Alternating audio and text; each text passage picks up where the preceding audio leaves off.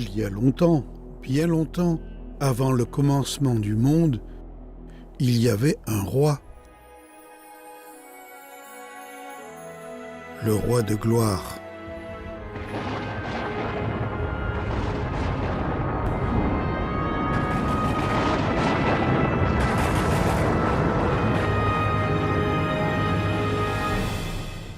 Ce roi était largement, très largement au-dessus de quiconque ou de quoi que ce soit que toi et moi puissions imaginer.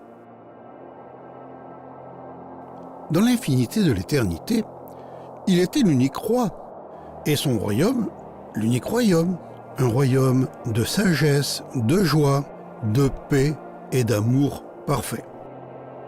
Ce royaume n'avait besoin ni de soleil, ni d'étoiles, puisque le roi lui-même en était la lumière. Si la taille du royaume était sans limite, le nombre de sujets, en revanche, était limité. Certains disent que le roi n'avait aucun sujet. Était-ce vraiment le cas? L'un des mystères de ce roi était que, même lorsque lui seul existait, il n'était jamais seul. Pourtant, il voulait partager sa vie avec d'autres êtres doués d'intelligence. Ce roi bon et sage a donc créé une province céleste, peuplée de millions d'êtres éblouissants d'une intelligence supérieure, appelée anges. Ils connaissaient chacun par son nom, et ils voulaient aussi être connus d'eux. La vie avec le roi était une aventure sans fin, et le roi voulait plus que des anges.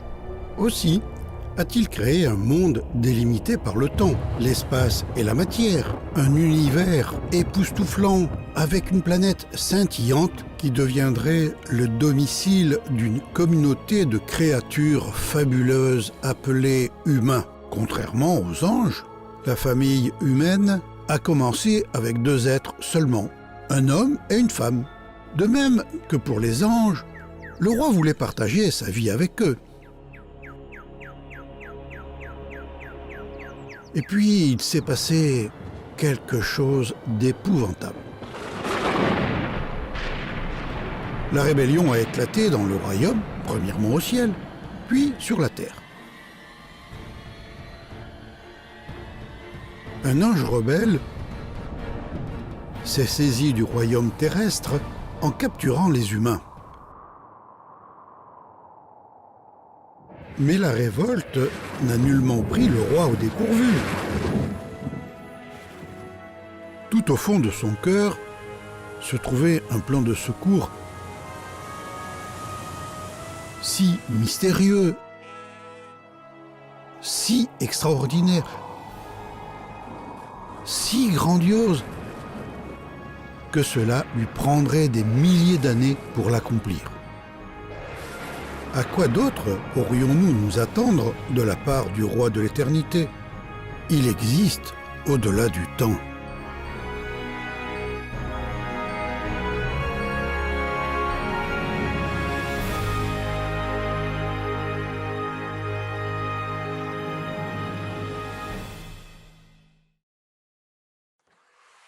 Pour connaître le roi et son plan, il faut connaître son livre.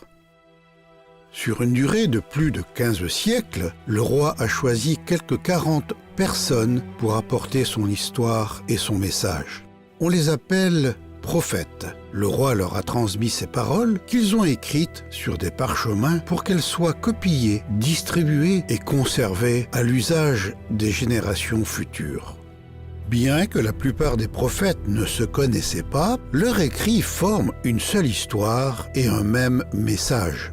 On appelle ces écrits les Saintes Écritures. Sans les Écritures, nous ne pourrions pas nous fier à nous-mêmes pour savoir d'où nous venons, pourquoi nous sommes ici et où nous allons.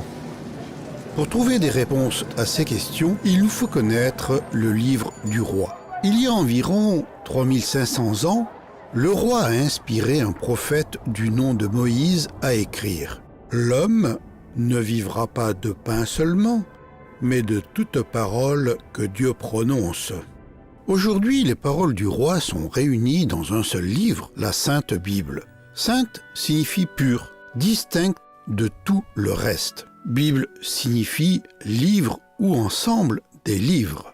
La Bible est le livre le plus vendu au monde et le plus traduit. L'existence des milliers de papyrus et de parchemins en cuir démontre qu'il s'agit d'un texte ancien, le mieux préservé de tous.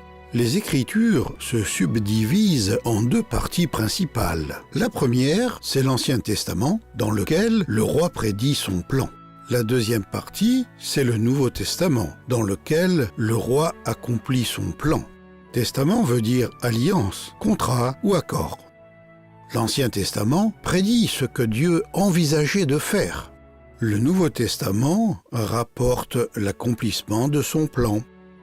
La différence entre l'Ancien Testament et le Nouveau est la différence entre recevoir des photos et des lettres d'un grand roi et recevoir en personne la visite de ce roi. Les Écritures sont d'abord apparues au Moyen-Orient, en Afrique, en Asie et en Europe.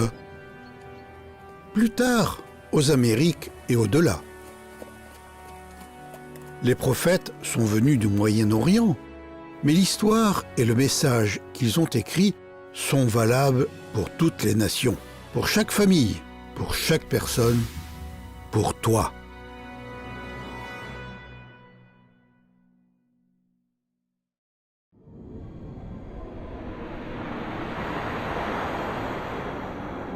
Si nous pouvions retourner dans le temps et revenir en arrière, plus loin, toujours plus loin, avant que les humains, les planètes ou même les étoiles n'existent, nous serions témoins de la puissance et de la gloire qui se cachent derrière les premières paroles de l'Écriture. Au commencement, Dieu créa le ciel et la terre. De nos jours, beaucoup de gens pensent que le monde et ses merveilles sont venus à l'existence indépendamment d'un créateur omniscient. Mais leur théorie n'explique pas adéquatement la complexité et l'ordre évident dans l'univers. Dans son livre, le roi affirme « Les cieux racontent la gloire de Dieu et l'étendue manifeste l'œuvre de ses mains. » En parlant des mains, regarde les tiennes. Fais remuer tes pouces. Essaie de te saisir d'un livre, d'un balai ou d'un marteau sans t'en servir. Observe les ongles, les jointures et la peau. Pense aux diverses choses importantes que tu fais avec tes mains. Qui d'autre qu'un maître artisan aurait pu concevoir de tels outils ? Quel genre de sagesse et de puissance faudrait-il pour rappeler à l'existence 1 milliard de galaxies ? Ou pour créer une cellule vivante avec ses millions d'éléments complexes ? Ou pour tisser les fils microscopiques enroulés qui contiennent les codes génétiques qui font de toi qui tu es ? Il y a quelques 3000 ans, un prophète et roi nommé David a écrit « C'est toi qui m'as tissé dans le ventre de ma mère. Seigneur, merci d'avoir fait de mon corps une aussi grande merveille. » Aimerais-tu rencontrer celui qui t'a créé ? Aimerais-tu vivre pour toujours avec le Créateur et Maître des galaxies ? Cela t'est possible. Il s'est révélé et il veut que tu le connaisses. Il veut que ta famille et ta communauté le connaissent aussi. Il t'invite à comprendre son plan, à connaître son amour, à contempler sa majesté, à te soumettre à son règne et à vivre pour sa gloire. Mais il ne te contraint pas à être son sujet. Après tout, il n'est pas simplement un roi. Il est le roi de gloire. Voici son histoire.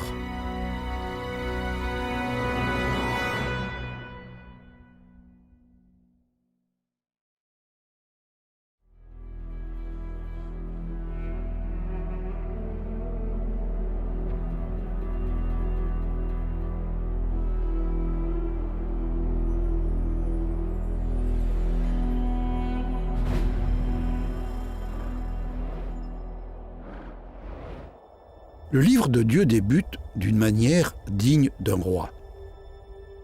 Il nous dit ce qu'il veut que nous sachions, rien de plus.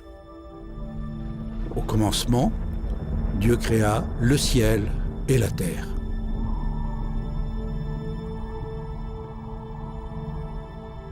Tout ce que nous pouvons voir et toucher a eu un commencement.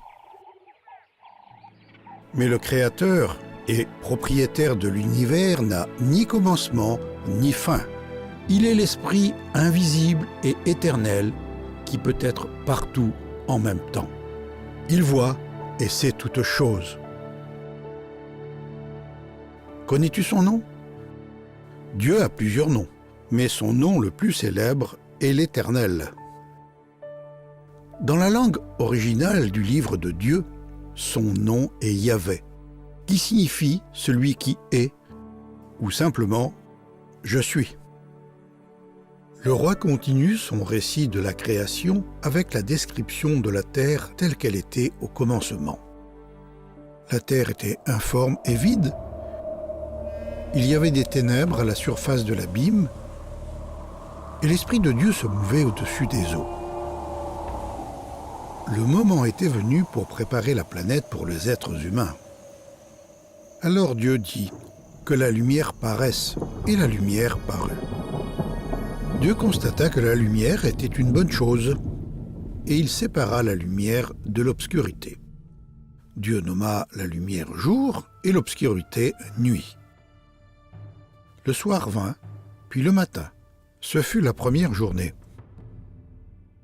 Qu'est-ce que Dieu a fait le premier jour de la création? Il a commandé à la lumière de percer les ténèbres. Plus tard, le soleil allait luire sur la terre, mais non pas dès le premier jour. Dieu veut que nous sachions qu'il est la source de la lumière. Dieu est lumière, et il n'y a aucune obscurité en lui. Dieu est pur, comme la lumière est pure. Il ne peut être souillé. Même lorsque la lumière luit sur des objets très sales, elle reste pure. Dieu est parfait. Dieu est saint. As-tu remarqué qui était là avec Dieu sur les lieux de la création? Son Saint-Esprit était là, se mouvant au-dessus des eaux. Sa parole était là aussi, s'exprimant. Au commencement de toute chose, la parole existait déjà. Celui qui est la parole était avec Dieu, et il était Dieu. Il était donc avec Dieu au commencement. Dieu a fait toutes choses par lui. Le Saint-Esprit de Dieu et la parole ont toujours été avec le seul vrai Dieu. C'est pourquoi l'on peut dire de lui, même lorsque lui seul existait, il n'était jamais seul.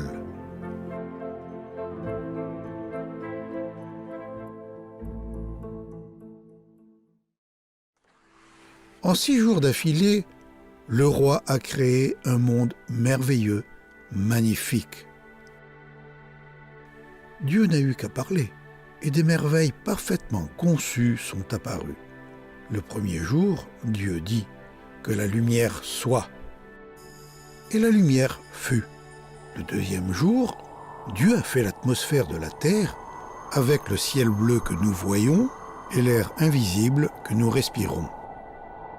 Dieu a conçu le ciel avec un mélange parfait de gaz permettant le maintien de la vie, tels que l'oxygène et l'azote. Le troisième jour, Dieu a dit que le sec paraisse, et c'est ce qui s'est produit. Puis Dieu a dit que la terre produise de la végétation. Aussitôt de l'herbe, des plantes, des fleurs et des fruits ont commencé à croître, chacun avec sa propre semence. Le quatrième jour, Dieu a commandé au soleil et à la lune de briller et de marquer les années, les mois et les jours sur terre. Il a aussi fait les étoiles. Le cinquième jour, Dieu a dit que les eaux grouillent d'une foule d'êtres vivants et que les oiseaux s'envolent dans le ciel au-dessus de la terre. Et c'est ce qui s'est produit. Le sixième jour, Dieu a fait les diverses espèces d'animaux sauvages, d'animaux domestiques et de petites bêtes. Il a fait en sorte que chaque créature soit capable de se reproduire selon son espèce, et de prendre soin de ses petits. Et Dieu vit que c'était bon. La paix régnait. Au commencement, tous les animaux étaient paisibles. Aucun d'entre eux n'était la proie, ni le prédateur de l'autre. Chaque animal avait la végétation pour nourriture. L'ordre régnait. Comme le rouage d'une horloge, le soleil se tiendrait à la bonne distance de la Terre. La lune changerait constamment entre nouvelle et pleine lune. La Terre recyclerait son air, son eau et ses déchets. S'il était géré avec sagesse, le royaume terrestre ne manquerait jamais d'aucune bonne chose. Ce serait le foyer idéal pour l'espèce humaine. Chaque jour de la création nous offre un aperçu de la nature de Dieu. Premier jour. Dieu est saint, il est parfait et pur comme la lumière. Deuxième jour. Dieu est tout-puissant, il a fait et il maintient l'atmosphère. Troisième jour, Dieu est bon, il a créé des milliers de plantes et d'aliments pour nous. Quatrième jour, Dieu est fidèle, le soleil et la lune poursuivent leur orbite. Cinquième jour, Dieu est vie, il a placé les poissons dans la mer et les oiseaux dans le ciel.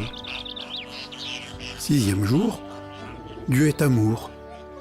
Après que Dieu a créé les animaux, il était temps qu'il forme les créatures sur lesquelles il allait déverser son amour.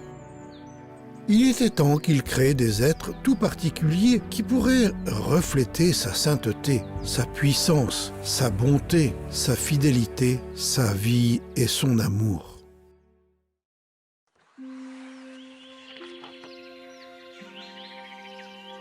Le sixième jour de la création, le roi a eu une conversation avec lui-même, disant « Faisons l'homme à notre image, selon notre ressemblance, et qu'il domine sur les poissons de la mer, sur les oiseaux du ciel, sur le bétail, sur toute la terre. » Dieu créa l'homme à son image, il le créa à l'image de Dieu, il créa l'homme et la femme.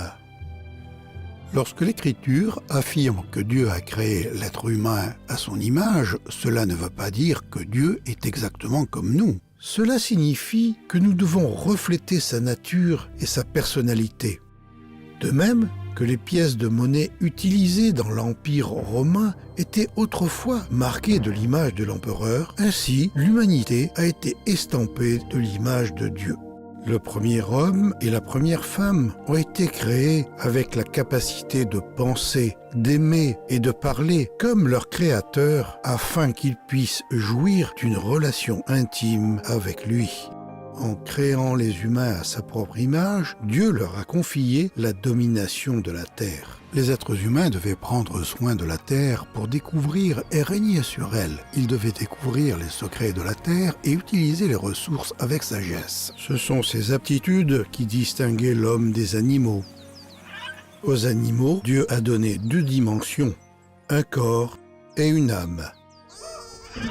Aux humains, Dieu en a donné 3. Un corps, une âme et un esprit.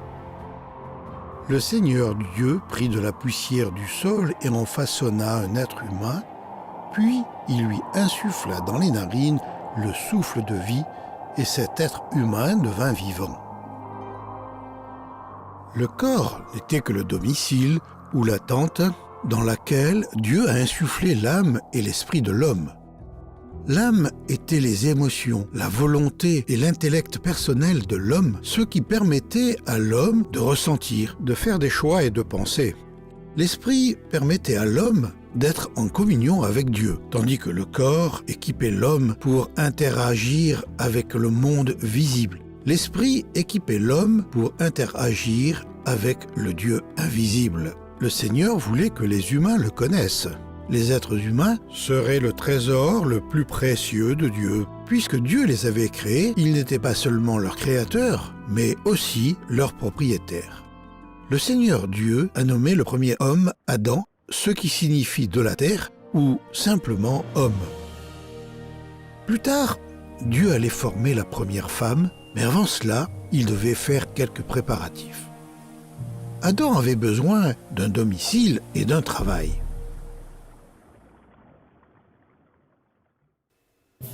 Après avoir créé le premier corps humain à partir de la poussière et avoir insufflé la vie, Dieu a planté un jardin en Éden, quelque part au Moyen-Orient. Une rivière, pure comme le cristal, coulait dans le jardin. Le Seigneur fit pousser du sol toutes sortes d'arbres à l'aspect agréable et aux fruits délicieux. Il mit au centre du jardin l'arbre de la vie et l'arbre qui donne la connaissance de ce qui est bon ou mauvais. Le Seigneur prit l'homme et l'établit dans le jardin d'Éden pour le cultiver et le garder. Le Seigneur n'a pas demandé à Adam s'il voulait vivre en Éden. Dieu étant le créateur et le propriétaire d'Adam, il savait ce qui convenait le mieux pour l'homme. Le domicile d'Adam était un régal pour tous les sens. La vue, l'ouïe, l'odorat, le toucher et le goût. Des ruisseaux limpides, des oiseaux aux chants mélodieux, des fleurs parfumées, des fruits juteux, des légumes croustillants, des bois mystérieux. Cela n'était qu'une infime partie des milliards de choses merveilleuses qui n'attendaient qu'à être découvertes. Mais l'homme était fait pour plus qu'explorer et se nourrir. Dieu avait créé Adam pour qu'il soit le chef de la race humaine. Dieu voulait qu'Adam et sa famille règnent avec lui pour toujours. Mais seuls ceux à qui l'on peut confier de petites tâches peuvent ensuite s'en voir confier de plus grandes. Ainsi, Dieu a confié à Adam sa première tâche, prendre soin du jardin. Ce jardin était un lieu parfait. Il n'était infesté ni de ronces, ni de mauvaises herbes, ni d'insectes nuisibles. Le climat était idéal et le sol riche. Cependant, il ne pleuvait jamais. Une brume s'élevait de la terre et arrosait le sol. Dieu a donné aussi à Adam un autre travail, nommer les animaux. Le Seigneur a conduit les créatures devant l'homme pour voir comment il allait les appeler. Imagine la scène. Un couple d'animaux, crinières flottantes au vent, galopent sur leurs puissants jarrets jusqu'à Adam. Il étudie leur allure, caresse leur dos et les nomme chevaux. À l'appel du Créateur, un oiseau gigantesque, pourvu d'un bec crochu et d'amples ailes, pique des cieux en sa direction. « Aigle !» dit Adam. Ensuite, une bête au pelage orange rayé de noir s'avance. De quel nom penses-tu qu'Adam l'a appelé ? C'est ainsi que l'homme a donné des noms à tout le bétail, aux oiseaux des cieux et à tous les animaux sauvages. Éden était pour l'homme l'endroit parfait pour apprendre à connaître son Créateur. Il était temps de mettre Adam à l'épreuve. Dès le commencement, Dieu et l'homme étaient amis. Mais cette amitié devait être mise à l'épreuve. Le roi de l'univers ne souhaitait pas que son royaume soit rempli de sujets contraints à lui obéir. Dieu aimait Adam et avait des projets formidables en réserve pour lui et sa future famille.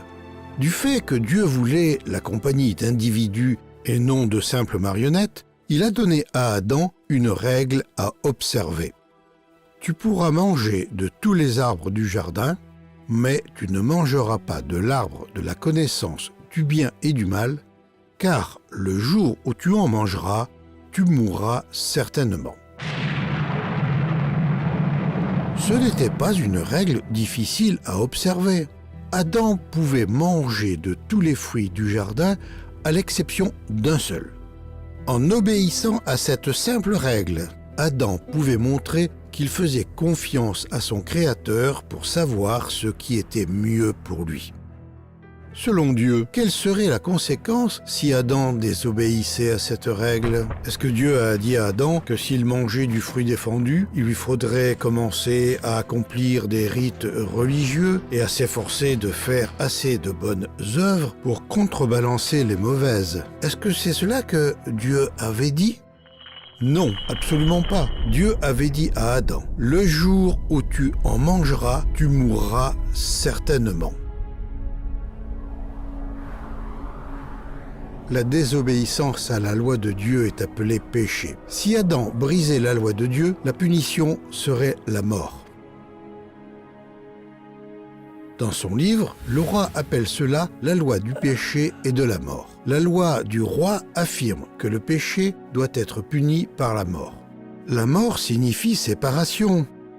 Si Adam désobéissait à l'unique commandement de Dieu, il deviendrait comme une branche séparée de l'arbre qui, à peine brisée, commence à se dessécher et à mourir dès qu'elle est coupée de sa source de vie.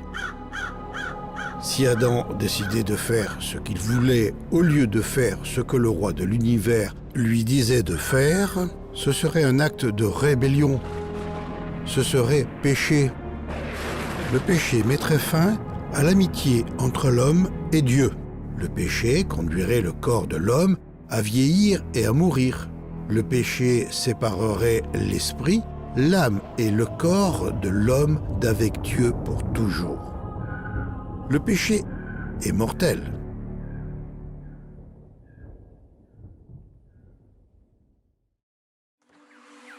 Après que Dieu a donné à Adam sa première tâche et l'unique commandement à observer, il était temps pour lui de créer la première femme.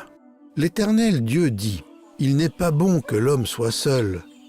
Je lui ferai une aide semblable à lui. » Alors l'Éternel fit tomber un profond sommeil sur l'homme qui s'endormit. Il prit une de ses côtes et referma la chair à sa place. L'Éternel Dieu forma une femme de la côte qu'il avait prise de l'homme et il l'amena vers l'homme. Et l'homme dit : « Voici, cette fois, celle qui est os de mes os et chair de ma chair. On l'appellera femme parce qu'elle a été prise de l'homme. » As-tu remarqué qui a réalisé la première intervention chirurgicale et qui a célébré le premier mariage ? Oui, c'était Dieu. Femme signifie tirée de l'homme. Plus tard, Adam appellerait sa femme Ève, ce qui signifie mère de tous. Dieu a donné à l'homme et à la femme un rôle différent, mais il leur a accordé une valeur égale. Comme Adam, Ève a été créée à l'image de Dieu. Elle aussi a été créée pour connaître son créateur propriétaire, refléter son caractère et jouir d'une relation heureuse avec lui pour toujours. Dieu constata que tout ce qu'il avait fait était une très bonne chose. Ce fut la 6e journée. Dieu, après avoir achevé son œuvre, se reposa le 7e jour de tout son travail. Pourquoi est-ce que Dieu s'est reposé le 7e jour ? Parce que son œuvre était achevée. En créant notre monde en 6 jours et en se reposant le 7e jour, Dieu a ainsi instauré la semaine de 7 jours.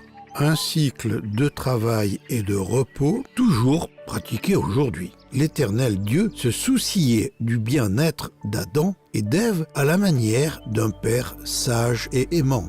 Chaque soir, il venait dans le jardin pour s'y promener et converser avec eux. L'homme et la femme étaient tous deux nus et ils n'en avaient point honte. Imagine un monde parfait, habité par un couple parfait, jouissant d'une grande intimité avec leur Créateur parfait. C'est ainsi qu'étaient les choses au commencement. Qu'est-il arrivé qu'il n'en soit plus ainsi ?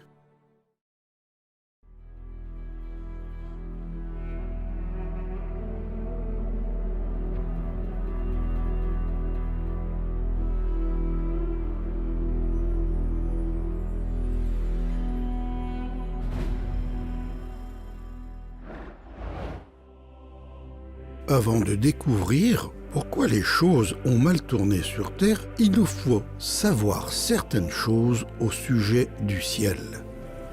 Cet autre monde, aussi appelé le paradis, est un endroit de pure lumière, de couleurs éblouissantes, de musique émouvante, de conversations enrichissantes et de mystères élucidés. Les activités les plus insignifiantes de la vie céleste surpassent le plus grand plaisir que la terre puisse offrir.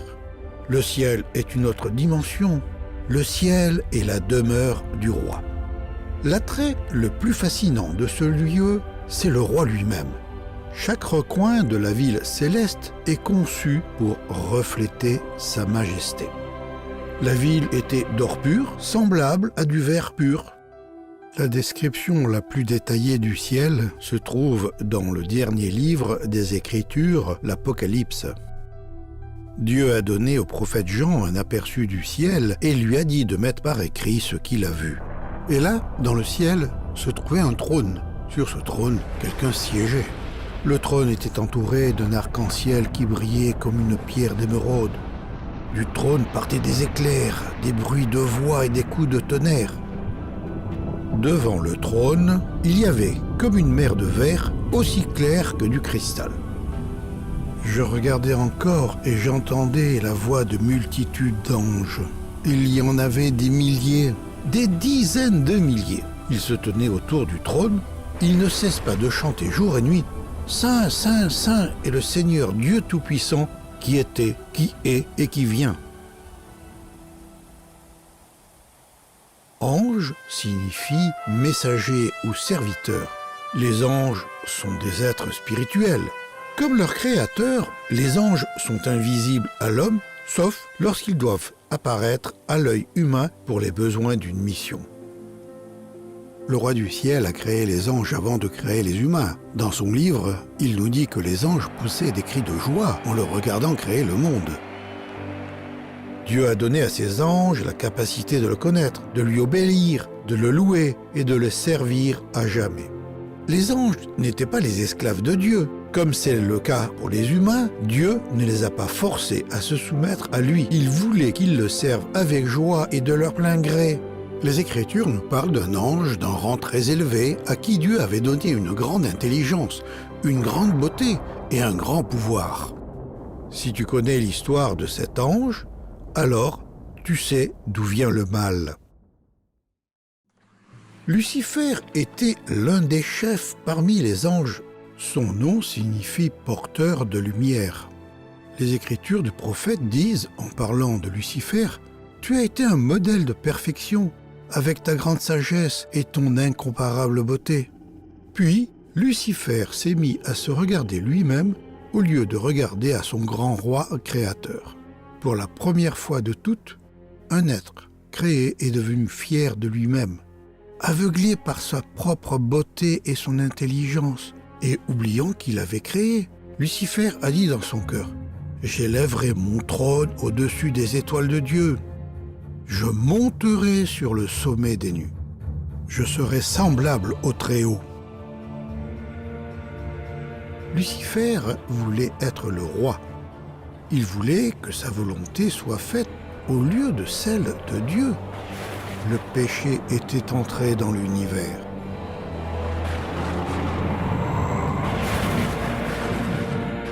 Lucifer a convaincu un tiers des anges de se joindre à sa rébellion. Mais Dieu, qui ne peut tolérer le péché, les a chassés de sa demeure céleste. Lucifer fut dès lors appelé Satan, un terme signifiant accusateur. Il est aussi appelé le diable, ce qui signifie trompeur. Les anges mauvais sont appelés démons. Dans un endroit secret et obscur, Dieu a préparé une prison pour le diable et pour ses démons. Cet endroit s'appelle l'enfer et le lac de feu. C'est un lieu de séparation éternelle d'avec Dieu, un endroit où les rebelles ne causeront plus aucun problème. Un jour, Satan et ses démons y seront pour toujours enfermés, mais ils n'y sont pas encore tous. Alors, où ces esprits mauvais sont-ils allés après que Dieu les ait chassés? Ils sont entrés dans l'atmosphère terrestre. Là, le diable a organisé ses anges en rang. S'il ne pouvait pas régner au ciel, il régnerait sur la terre. Voilà pourquoi les Écritures appellent Satan le prince de la puissance de l'air, l'esprit qui agit maintenant dans les fils de la rébellion. Le diable et ses démons nous sont invisibles, mais ils sont bien réels. Même si nous ne savons pas à quoi ils ressemblent, nous connaissons leurs noirs desseins, leurs projets malfaisants. Ils utiliseront toutes sortes de ruses pour inciter les humains à faire partie de leur royaume des ténèbres et de malédiction. Ils ne reculeront devant rien pour te détruire. Satan lui-même se déguise en ange de lumière.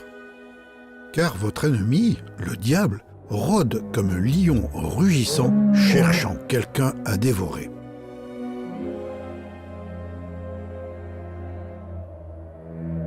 À présent, revenons à l'histoire de nos premiers parents.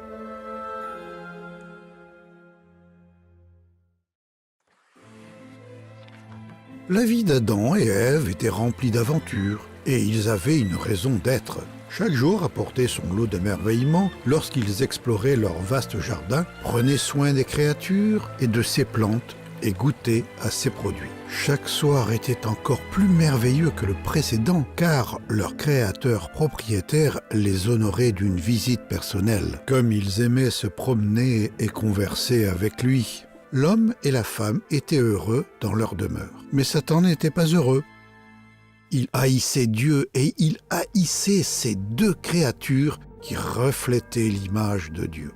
Alors le diable, qui avait échoué à s'emparer du royaume céleste, a formé le projet de s'approprier le royaume terrestre. Si seulement il pouvait amener Adam, le chef de la race humaine, à choisir d'enfreindre la loi de Dieu, mais il n'allait pas tenter Adam directement. Un jour, Ève a entendu une voix. Ce n'était pas celle d'Adam, ce n'était pas celle de Dieu. C'était celle d'un serpent. Pour Ève, un reptile parlant n'était qu'une découverte de plus. Elle n'aurait pas pu s'imaginer que l'ennemi de Dieu utilisait le serpent. Elle ne savait pas non plus que Satan voulait se servir d'elle pour tenter Adam de désobéir à la loi de Dieu. Le serpent avait attendu patiemment, épiant chacun des mouvements de la femme d'un regard calculateur. Puis le moment venu, il lui a lancé de sa voix sifflante. « Est-ce que Dieu vous a dit « Vous ne devez manger aucun fruit du jardin ?» Satan voulait semer le doute dans l'esprit d'Ève à l'égard de la parole de Dieu. Il voulait aussi qu'Ève pense que Dieu privait elle et son mari de quelque chose de bien. La femme répondit au serpent. « Nous pouvons manger les fruits du jardin, mais quant aux fruits de l'arbre qui est au centre du jardin, Dieu nous a dit « Vous ne devez pas en manger, pas même y toucher, de peur d'en mourir. » Le serpent répliqua « Pas du tout, vous ne mourrez pas, mais Dieu le sait bien. Dès que vous en aurez mangé, vous verrez les choses telles qu'elles sont. Vous serez comme lui, capable de savoir ce qui est bon ou mauvais. » Qu'est-ce qu'Ève allait faire? Dieu a donné à Adam et Ève la liberté de choisir de faire sa volonté ou de faire la leur. Le Seigneur savait ce qui était mieux pour ces créatures qu'il avait faites à sa propre image. Il voulait qu'Adam et Ève lui fassent confiance, même s'ils ne comprenaient pas les raisons qui guidaient sa directive. Seul Dieu pouvait prévoir toutes les terribles et vastes conséquences du mal, et c'est pourquoi il avait dit à Adam « Tu ne mangeras pas de l'arbre de la connaissance du bien et du mal, car le jour où tu en mangeras, tu mourras certainement. » Mais à présent, le serpent disait à Ève « Mais vous ne mourrez point !» À qui Ève devait-elle faire confiance? À son créateur ou à une créature? Voici ce qui est arrivé. La femme vit que l'arbre était bon à manger et agréable à la vue, et qu'il était précieux pour ouvrir l'intelligence. Elle prit de son fruit et en mangea. Elle en donna aussi à son mari qui était auprès d'elle, et il en mangea. Elle en a mangé, et il en a mangé. Ève a mangé du fruit défendu parce qu'elle avait été trompée par les ruses de Satan. Adam en a mangé parce qu'il a choisi délibérément de suivre son propre chemin plutôt que celui de Dieu. Au lieu de se soumettre à son Créateur saint et aimant, l'humanité s'était livrée à l'ennemi. Nos premiers parents avaient péché.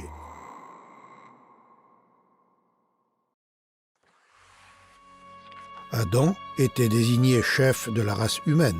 C'est à lui que Dieu avait donné le commandement de ne pas manger du fruit de la connaissance du bien et du mal. Ce n'est que lorsqu'Adam a croqué le fruit défendu que son épouse et lui-même ont commencé à souffrir les conséquences affreuses de leur choix. Alors ils se virent tous deux tels qu'ils étaient, ils se rendirent compte qu'ils étaient nus, ils attachèrent ensemble des feuilles de figuier et ils s'en firent une sorte de pagne.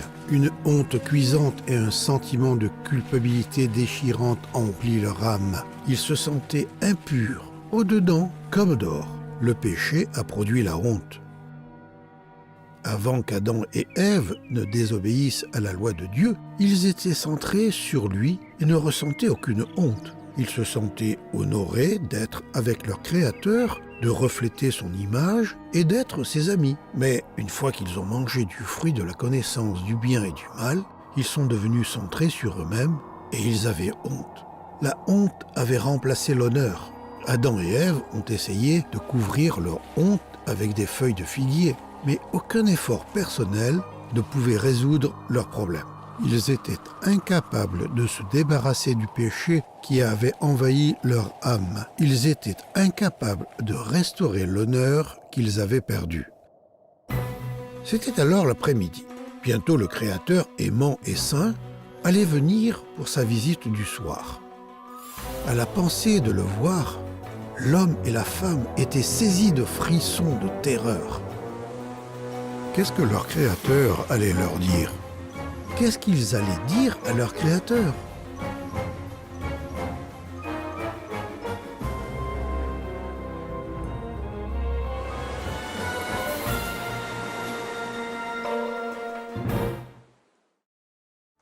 Avant qu'ils ne désobéissent à Dieu, Adam et Ève s'étaient toujours réjouis de voir leur ami et Créateur chaque fois qu'il venait leur rendre visite.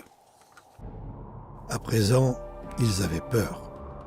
Le soir, quand souffle la brise, l'homme et la femme entendirent le Seigneur se promener dans le jardin. Ils se cachèrent de lui parmi les arbres. Tels des enfants désobéissants essayant de se cacher de leurs parents, Adam et Ève ont essayé de se cacher de leur Créateur. Le Seigneur Dieu appela l'homme et lui demanda « Où es-tu » L'homme répondit « Je t'ai entendu dans le jardin. J'ai eu peur car je suis nu et je me suis caché. »« Qui t'a appris que tu étais nu » demanda le Seigneur Dieu.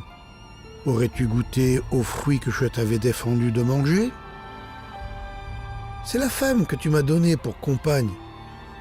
C'est elle qui m'a donné ce fruit que j'ai mangé. » Le Seigneur Dieu dit alors à la femme, « Pourquoi as-tu fait cela ?» Elle répondit, « Le serpent m'a trompé et j'ai mangé du fruit. » Pourquoi est-ce qu'Adam et Ève ont voulu se cacher de Dieu ? Parce qu'ils avaient péché. Pourquoi rejetaient-ils le tort de leur péché sur autrui ? Parce qu'ils avaient honte. Adam et Ève ne reflétaient plus la sainte image de Dieu. Au lieu de manifester la sainteté et l'amour de leur Créateur, ils reflétaient à présent la rébellion et l'orgueil du diable.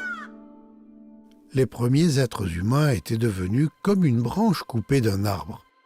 Leur péché avait brisé leur relation avec le roi de l'univers. Spirituellement parlant, ils étaient morts. Leur péché les avait séparés de la source de la vie éternelle. Physiquement, ils étaient toujours en vie, mais leur vieillissement avait déjà commencé. Le pouvoir de la mort avait envahi leur corps. Et quelle était la cause de cette mort et de cette destruction ? Le péché.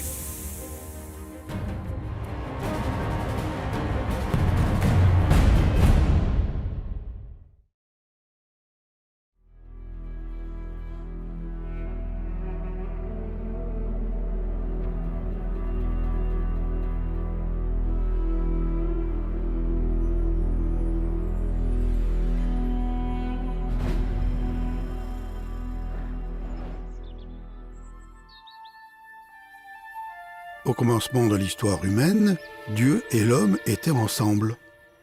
La paix et la joie régnaient. Puis l'homme a désobéi à la loi de Dieu.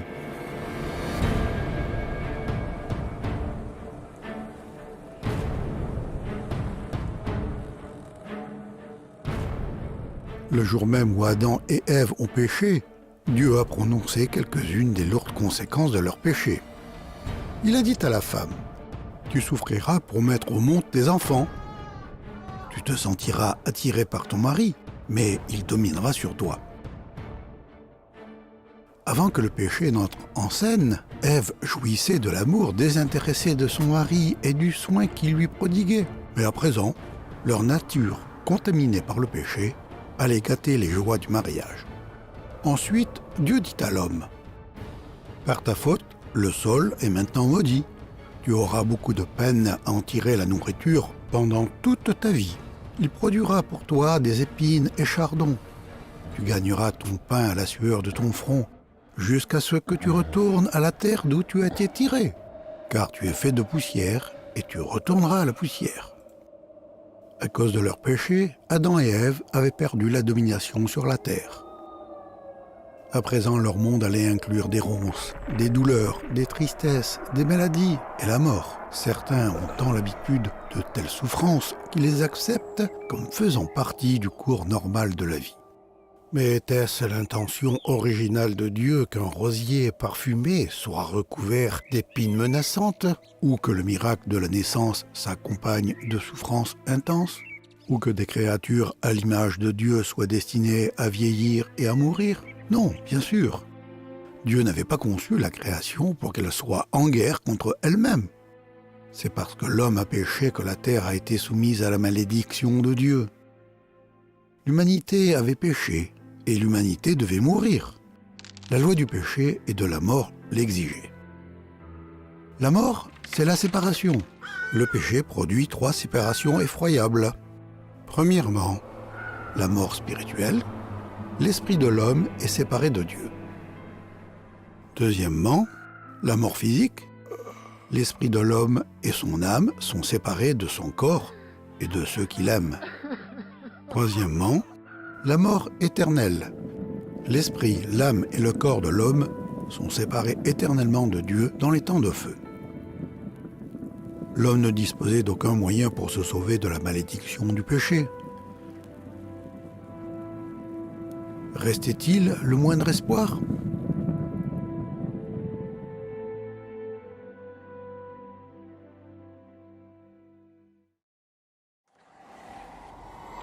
Satan s'était emparé du trésor particulier du roi, mais le roi avait un plan secret pour le racheter.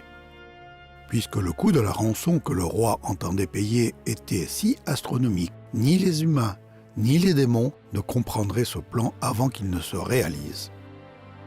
Le jour même où Satan s'est emparé de la race humaine, Dieu a dit au serpent : « Puisque tu as fait cela, je te maudis. Seul de tous les animaux, tu devras ramper sur ton ventre et manger de la poussière tous les jours de ta vie. » Lorsque Dieu avait créé les serpents, ils étaient pourvus de pattes. Parce que le serpent avait été utilisé par Satan pour amener l'humanité à pécher, Dieu l'a condamné à ramper sur le sol. Savais-tu que les pitons et les boas constricteurs ont de minuscules moignons sur leur peau, là où leurs pattes se trouvaient autrefois? En faisant des serpents le plus bas des animaux, Dieu donnait à la famille humaine un rappel visuel du fait qu'au moment voulu par lui, il écraserait le serpent ancien, appelé le diable ou Satan, qui trompe le monde entier. Puis Dieu dit à Satan qui avait utilisé le serpent : « Je mettrai inimitié entre toi et la femme, entre ta postérité et sa postérité.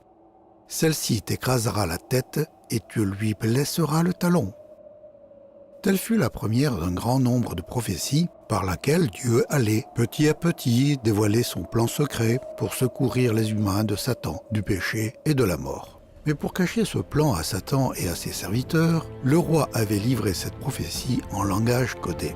Dieu a promis d'envoyer sur terre un sauveur, la postérité d'une femme. Le sauveur allait avoir une mère humaine, mais pas de père humain. Il serait connu sous le nom du Messie, ce qui signifie « celui qui a été choisi ».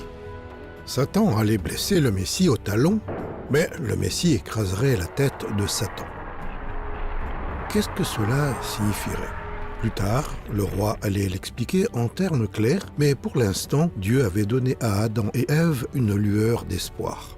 Des milliers d'années plus tard, l'un des prophètes du roi allait écrire : « Le peuple qui marchait dans les ténèbres voit une grande lumière. La Vierge deviendra enceinte, elle enfantera un fils et elle lui donnera le nom d'Emmanuel, ce qui signifie Dieu avec nous. Le roi allait racheter son trésor particulier. Mais à quel prix ?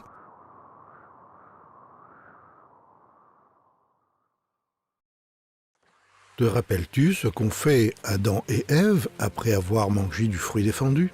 Ils s'étaient cousus des habits faits de feuilles de figuier. Est-ce que ces couvertures leur avaient permis de se sentir à l'aise en présence de leur Créateur et Juge ? Pas du tout. Ils se sentaient honteux et coupables. Ils n'avaient aucun moyen de se mettre en règle avec Dieu. Mais Dieu a fait quelque chose pour eux. Le Seigneur fit à l'homme et à sa femme des vêtements de peau de bête et les en habilla. Qui a fait le premier sacrifice animal ? C'est Dieu qui l'a fait. Le Seigneur a tué quelques animaux et en a fait des manteaux de peau et a habillé Adam et Ève. En faisant cela, Dieu leur enseignait quelques leçons fondamentales au sujet de sa justice, de sa miséricorde et de sa grâce. Réfléchissons à ces trois mots importants. La justice. Considérons les animaux morts. Pourquoi est-ce que Dieu les a sacrifiés ? Il l'a fait pour montrer à Adam et Ève que la loi du péché et de la mort devait être respectée. Leur péché devait être puni par la mort. La miséricorde. Considérons à présent Adam et Ève. Est-ce que Dieu les a mis à mort ? Non, Dieu a fourni des animaux pour qu'ils meurent à leur place. C'était le moyen utilisé par Dieu pour punir leurs péchés sans les punir. Telle est la miséricorde. La grâce. À présent, considérons les beaux vêtements dont sont parés Adam et Ève. Est-ce que ces deux malfaiteurs méritaient ce don ? Non, mais Dieu leur a montré de la bonté en les habillant de peaux d'animaux sacrifiés. Telle est la grâce. À cause de ce que le Seigneur a fait pour eux, Adam et Ève étaient de nouveau contents d'être dans sa présence. Le sang animal avait couvert leurs péchés. Adam et Ève méritaient de mourir ce jour-là, mais des animaux innocents étaient morts à leur place. Les vêtements en peau d'animaux avaient couvert leur honte. Une fois de plus, Adam et Ève se sentaient à l'aise en la présence de Dieu. Des milliers d'années plus tard, l'un des prophètes de Dieu a écrit « Je me réjouirai en l'Éternel, car il m'a habillé avec les vêtements du salut. Il m'a couvert du manteau de la justice. » Seul Dieu peut rendre les pécheurs justes.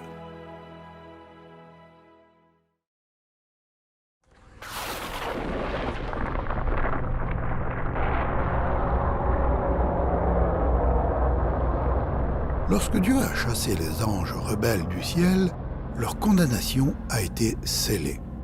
Ces êtres spirituels qui avaient vécu dans la lumière éclatante du ciel n'avaient aucune excuse pour leurs péchés. En revanche, dans le cas des humains contaminés par le péché, le Seigneur avait un plan pour les ramener à lui s'il voulait bien lui faire confiance. Le péché n'était cependant pas sans conséquences. De même que Dieu avait chassé Lucifer et ses anges mauvais du paradis céleste, de même Dieu a chassé l'homme et la femme du paradis terrestre.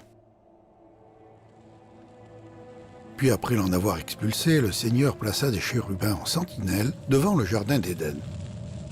Ceux-ci, armés de l'épée flamboyante et tourbillonnante, devaient garder l'accès de l'arbre de la vie. L'arbre de la vie était l'autre arbre particulier au milieu du jardin. Seuls des êtres parfaits pouvaient en manger. Adam et Ève n'étaient plus parfaits, ils avaient péché et devaient donc vieillir et mourir. Notre grand Dieu créateur est saint. Cela signifie qu'il est pur, sans tache et juste.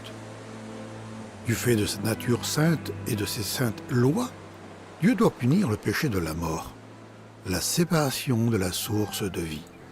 Certains s'imaginent que Dieu est si grand qu'il n'a pas besoin de tenir compte des lois qu'il a lui-même établies. Imagine une cour de justice où le juge refuse d'appliquer les lois du pays. Dirais-tu de lui que c'est un grand juge ? Imagine un match de football où l'arbitre ne se soucie pas d'appliquer les règles du jeu. Dirais-tu de lui que c'est un grand arbitre ou un mauvais ? Satan voulait qu'Ève croie que son Créateur n'allait pas appliquer ses règles, qu'il ne punirait pas de mort ceux qui désobéiraient à ses lois. Mais le roi, le juste, juste de l'univers, tient toujours sa parole. Dieu est grand. Vous pouvez lui faire confiance. La justice et l'équité sont la base de ton trône. La bonté et la fidélité sont devant ta face. Essaie de répondre à cette énigme. Que peuvent faire Satan et les humains que le Seigneur Dieu ne peut faire? Essaie de répondre à cette énigme. Que peuvent faire Satan et les humains que le Seigneur Dieu ne peut faire? Voilà la réponse de Dieu. Je ne romprai pas mon engagement. Je ne reviendrai pas sur ce que j'ai promis.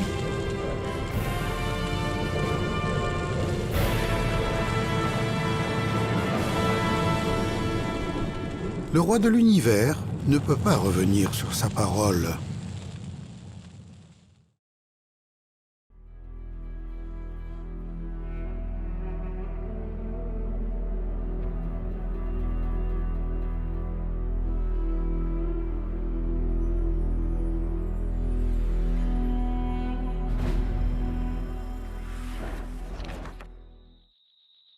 En dehors du jardin, le monde était tout de même un endroit merveilleux. Mais il renfermait également des choses mauvaises comme des ronces piquantes et des insectes nuisibles. On pouvait s'y écorcher le genou ou avoir le nez bouché. Beaucoup d'animaux n'étaient plus pacifiques. Ce n'était pas facile de trouver de la nourriture. Adam et Ève devaient travailler dur pour remplir leur estomac affamé. Ils connaissaient aussi des moments de bonheur et de joie.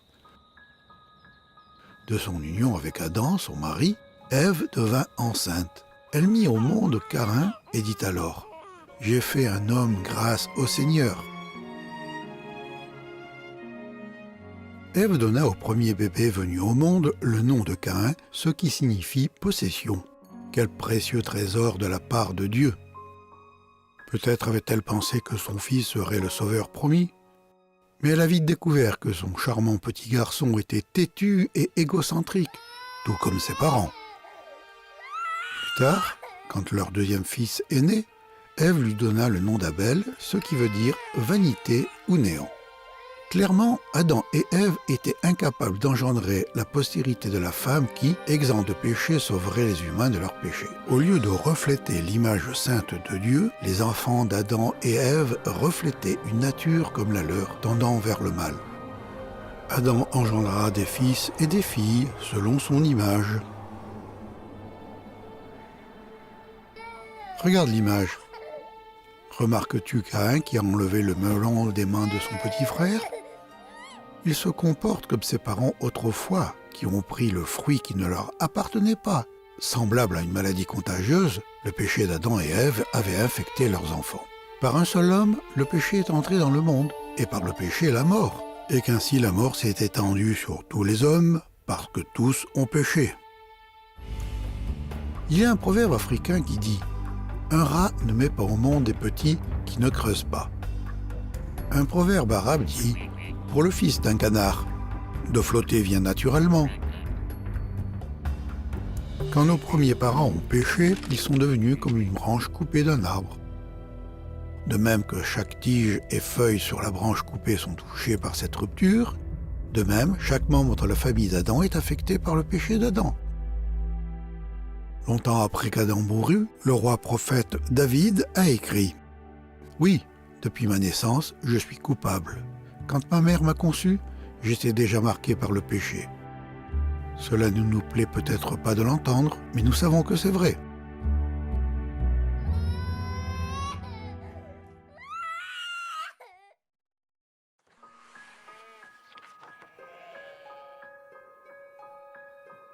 Adam et Ève ont eu beaucoup de fils et de filles. Les Écritures se concentrent sur l'histoire de leurs deux premiers garçons. Abel fut berger et Caïn cultivateur. Caïn et Abel étaient tous deux de bons travailleurs. Tous deux connaissaient leur Créateur. Tous deux voulaient que Dieu les accepte, eux et leur adoration. Tous deux avaient le même problème, le péché. Non seulement étaient-ils pécheurs, mais ils vivaient comme des pécheurs. Chaque jour, ils pensaient, parlaient et agissaient de manière qui ne reflétait pas la nature pure et aimante de Dieu. Dans son livre, le roi de l'univers appelle cela péché. Tous ont péché et sont privés de la présence glorieuse de Dieu. Y avait-il un moyen pour Dieu de pardonner Caïn et Abel et les déclarer justes à ses yeux? Oui, il en existait un, mais il serait très, très coûteux. Les péchés ne sont pardonnés que si du sang est répandu. La loi inviolable de l'univers, la loi du péché et de la mort doit être appliquée et le péché doit être puni de mort. C'est pourquoi le moyen prévu par le roi pour obtenir le pardon exigeait une mort. Même si le pécheur méritait de mourir, Dieu accepterait le sang de certains animaux tels qu'un agneau. L'agneau ne devait être ni malade, ni égratigné, ni sale. Il devait être en santé et propre. Il devait être un agneau parfait. L'agneau devait être tué et brûlé. Il mourrait à la place du pécheur coupable. L'agneau serait le substitut du pécheur.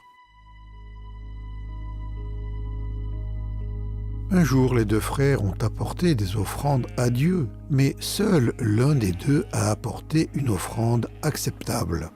Au bout de quelque temps, Caïn fit à l'Éternel une offrande de fruits de la terre. Et Abel, de son côté, en fit une des premiers-nés de son troupeau et de leur graisse. Selon toi, quelle offrande Dieu a-t-il acceptée?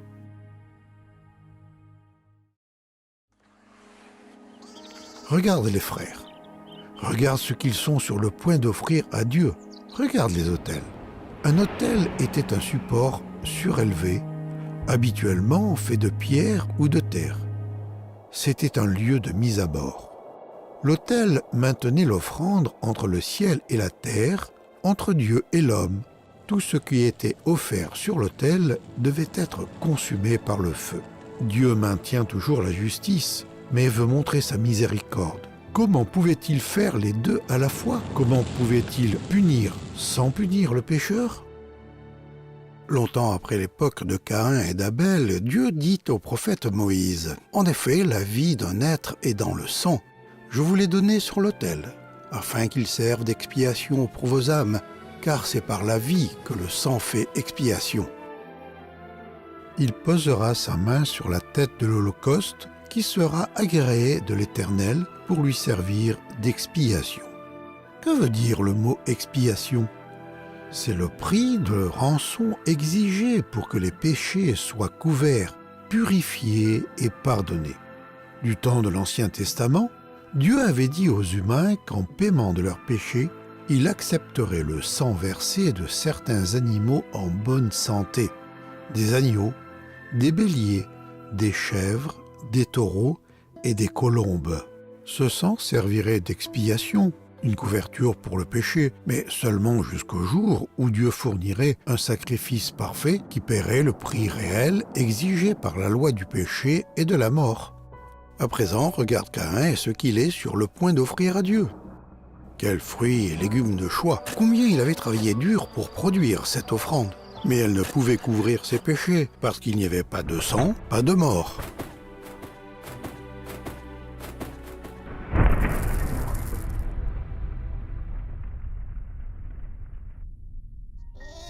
Regarde Abel et son offrande.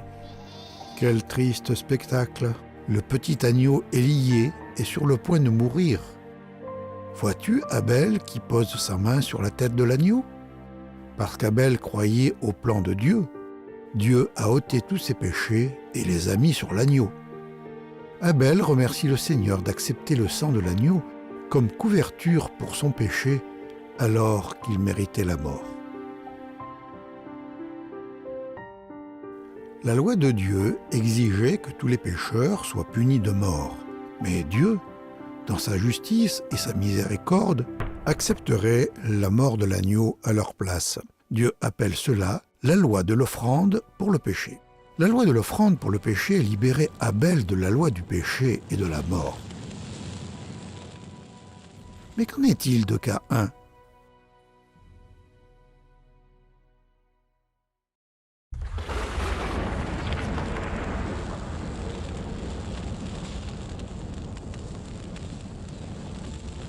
Vois-tu l'autel de Caïn? Qu'y a-t-il dessus? Une récolte qui se fane. Regarde à présent l'autel d'Abel. Qu'y a-t-il dessus? Du sang et des cendres. Qu'est-ce que Dieu a pensé de ces deux frères et de leur adoration? Le Seigneur accueillit favorablement Abel et son offrande, mais non pas Caïn et son offrande. Il ne nous est pas dit comment Dieu a montré son approbation du sacrifice d'Abel et son rejet du sacrifice de Caïn. L'Écriture dit seulement: c'est par la foi qu'Abel offrit à Dieu un sacrifice plus excellent que celui de Caïn. C'est par elle qu'il fut déclaré juste, Dieu approuvant ses offrandes.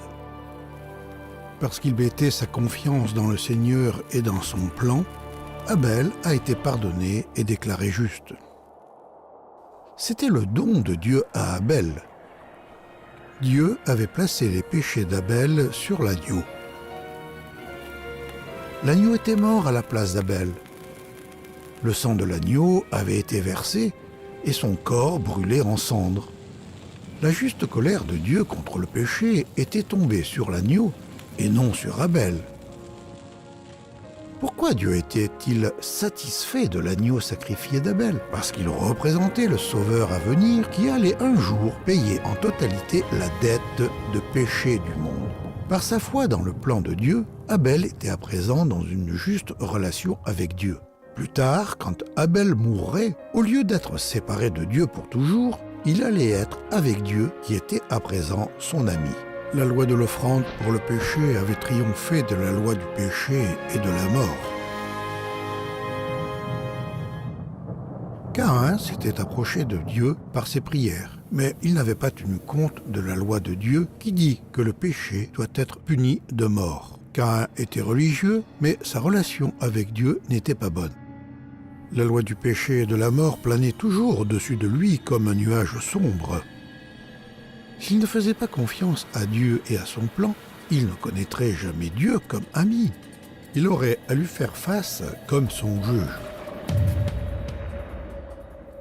Certains essaient de défendre Caïn en disant « Caïn était agriculteur, il a apporté ce qu'il avait en main, mais Dieu ne voulait pas de ce qu'il avait. Caïn aurait pu échanger quelques fruits de sa récolte contre l'un des agneaux d'Abel, ou bien il aurait pu placer sa main sur l'agneau d'Abel et adorer Dieu au pied du même autel. Qu'est-ce que Caïn allait faire? Allait-il se repentir et venir à Dieu avec la bonne offrande?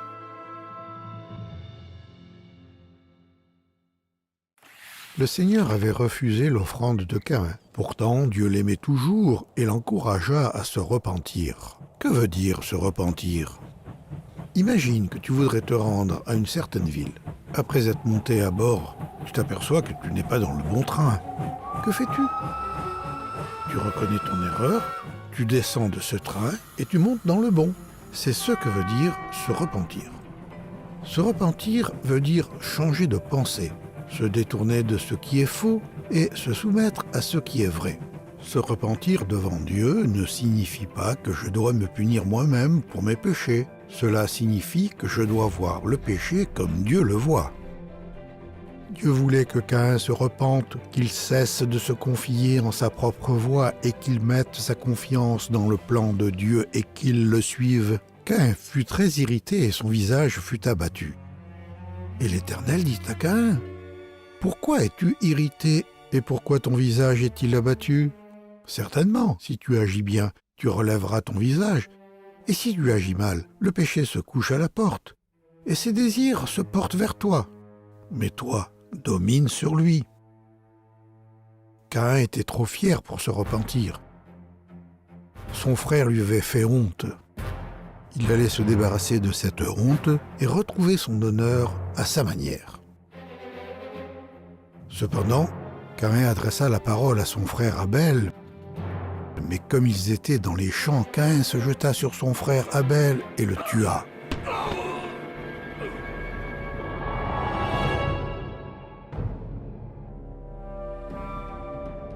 l'Éternel dit à Caïn, « Où est ton frère Abel ?» Il répondit, « Je ne sais pas. Suis-je le gardien de mon frère ?» Et Dieu dit, « Qu'as-tu fait ? La voix du sang de ton frère crie de la terre jusqu'à moi. » L'âme et l'esprit d'Abel étaient allés vers le Seigneur, mais son corps allait retourner dans la poussière jusqu'à un jour futur où Dieu transformerait cette poussière en un corps glorieux fait pour l'éternité. Quant à Caïn, Dieu lui a donné une autre possibilité de se repentir, mais Caïn l'a refusé. Alors Caïn partit loin de la présence du Seigneur. Dans un esprit de rébellion et d'orgueil, Caïn est allé vers l'Orient et a construit une ville. Son épouse et lui ont eu de nombreux enfants. Leurs arrière-petits-enfants ont inventé les premiers outils de métal et les premiers instruments de musique. Les descendants de Caïn étaient forts, intelligents, mais ils ne connaissaient pas le Seigneur.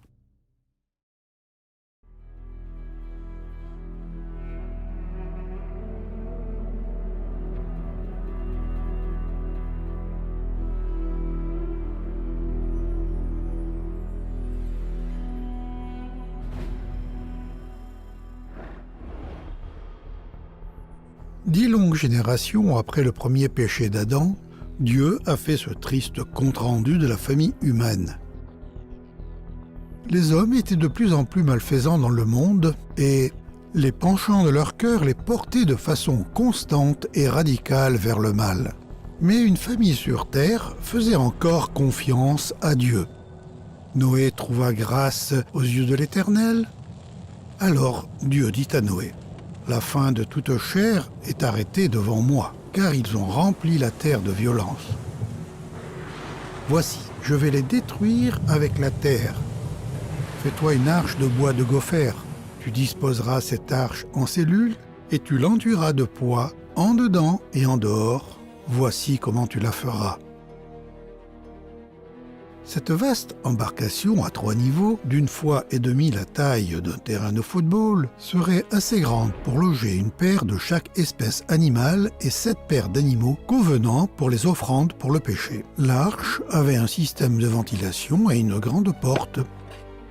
Tout un siècle durant, avec l'aide de son épouse, de ses 3 fils et de leur épouse, Noé construisit l'arche.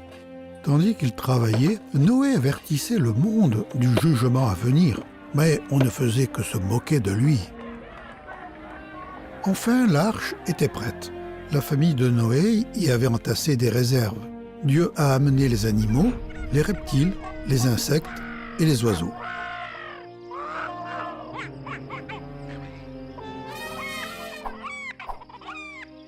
Quel spectacle lorsqu'ils entraient dans l'arche et s'installaient dans les milliers de compartiments prévus pour eux. Noé et sa famille y sont entrés également. Quelqu'un d'autre est-il entré se mettre à l'abri? Non. Dieu a donc fermé la porte.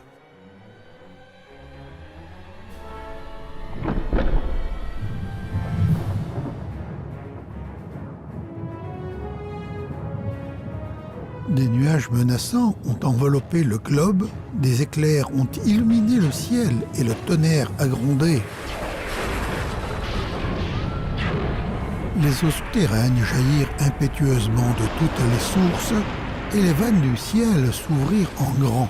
Il se mit à pleuvoir sur la terre. La pluie allait durer 40 jours et 40 nuits. Ce fut la plus grande catastrophe naturelle de l'histoire. À l'exception de 8 personnes à l'abri dans l'arche, toute l'humanité a péri. Un monde incrédule et orgueilleux a appris trop tard la vérité.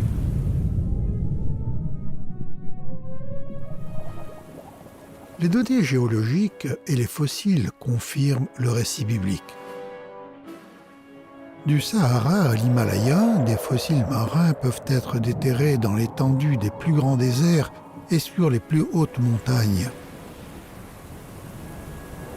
Dans sa miséricorde, Dieu est patient, mais dans sa justice, il jugera le péché.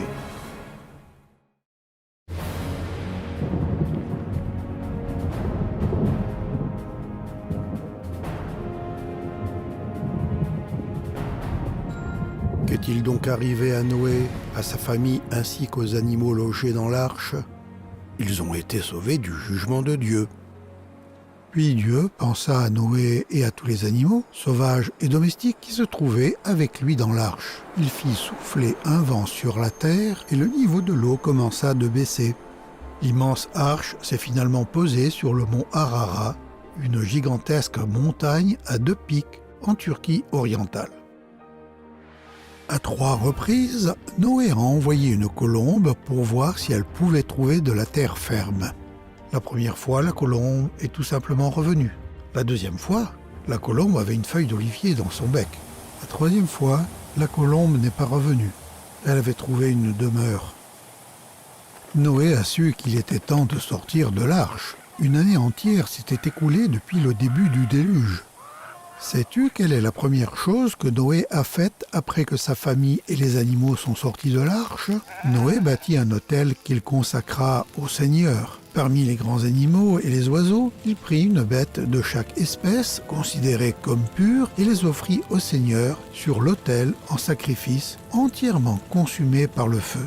La justice et la miséricorde de Dieu n'avaient pas changé. Le péché exigeait toujours une mort comme paiement. C'est pourquoi Noé a versé le sang de créatures innocentes et a brûlé leur corps sur un autel suspendu entre ciel et terre, entre Dieu et l'homme. De tels sacrifices annonçaient le Messie sans péché qui allait un jour payer le véritable paiement pour le péché. Dieu a donné ensuite un commandement à Noé et à sa famille. Multipliez-vous et peuplez toute la terre. Le Seigneur a fait aussi alliance avec la planète Terre. Je place mon arc dans les nuages, il sera un signe qui rappellera l'engagement que j'ai pris à l'égard de la Terre. Les eaux ne deviendront plus un déluge pour détruire toute chair. En signe de son alliance, Dieu a fait apparaître un arc-en-ciel glorieux, haut dans le ciel nuageux. Dieu promettait par là qu'il n'enverrait plus jamais de déluge sur l'ensemble de la planète. L'arc-en-ciel nous le rappelle, qu'il s'agisse de punir ou de protéger, Dieu tient toujours à ses promesses. Toujours.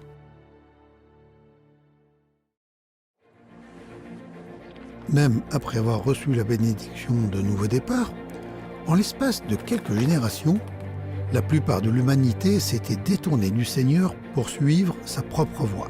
Par exemple, Dieu avait commandé à l'humanité de se répandre et de remplir la terre. Alors qu'est-ce que l'homme a fait? L'Écriture nous le dit. Tout le monde parlait la même langue et se servait des mêmes mots. Partis de l'Est, les hommes trouvèrent une large vallée en basse Mésopotamie, l'Irak actuel, et s'y installèrent. Ils se dirent les uns aux autres « Allons, au travail pour mouler des briques et les cuire au four ».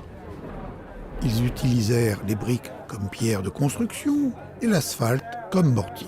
Puis ils se dirent « Allons au travail pour bâtir une ville avec une tour dont le sommet touche au ciel. Ainsi nous deviendrons célèbres et nous éviterons d'être dispersés sur toute la surface de la terre. » Au lieu de louer le grand nom du Seigneur, les bâtisseurs de la ville voulaient qu'on les loue eux. Comme Satan, ils étaient sous l'emprise de l'orgueil et de la rébellion. En cherchant à construire une tour qui touche au ciel, ils agissaient comme les gens religieux d'aujourd'hui qui espèrent atteindre le ciel par leurs efforts personnels. Comme Caïn, ces gens étaient religieux, mais ils ne tenaient pas compte du plan de Dieu pour obtenir le pardon et la justice. Ils ne mettaient pas leur confiance en Dieu et en son plan. Aussi le Seigneur dit « Allons, descendons mettre le désordre dans leur langage et empêchons-les de se comprendre les uns les autres. » Le Seigneur les dispersa de là sur l'ensemble de la terre. Et ils durent abandonner la construction de la ville. Voilà pourquoi celle-ci porte le nom de Babel. C'est là, en effet, que le Seigneur a mis le désordre dans le langage des hommes. Et c'est à partir de là qu'il a dispersé les humains sur la terre entière. En donnant à chaque famille ou clan une langue différente, le Seigneur a mis un terme définitif à leur projet de construction. Les humains n'ont pas eu d'autre choix que de quitter Babel et de remplir la terre comme Dieu le leur avait ordonné. Les humains n'ont pas terminé la construction de leur tour, mais les projets de Dieu se sont accomplis tels que prévus.